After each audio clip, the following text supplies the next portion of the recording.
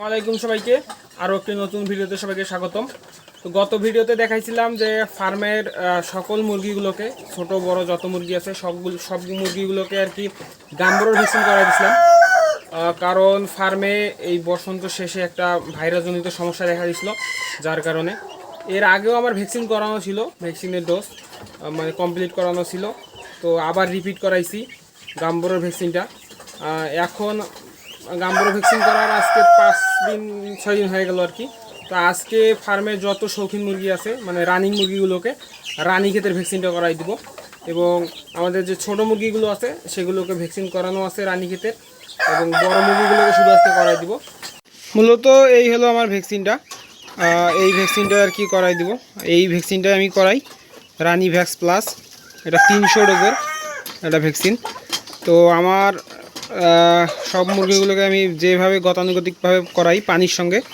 তো কালকে সন্ধ্যার আগে আগে সকল মুরগির পানি এবং খাবার উঠে রাখছি, এবং একটু আগেই আর কি সকল মুরগিগুলোকে আগে খাবার দিয়ে দিছি যেন তৃষ্ণাটা আরও একটু বাড়ে, পানি দেওয়ার সঙ্গে যেন সবগুলো খায়। তো এখন এটা আগে পানির সঙ্গে মিক্স করে নিব, তারপর সকল মুরগিগুলোকে পানি দিয়ে দিব। তো ভ্যাকসিনটা পানিতে মিশানো শেষ, 3 লিটার পানি নিয়ে 3.5 লিটার পানি নিছি, এবং সকল মুরগিগুলোকে তাদের পরিমাণ মতো দিয়ে দিব।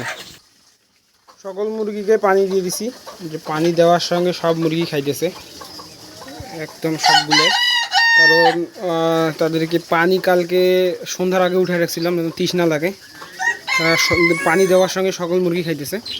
তো এই পানিটা মূলত আমি 2 ঘন্টা রাখবো।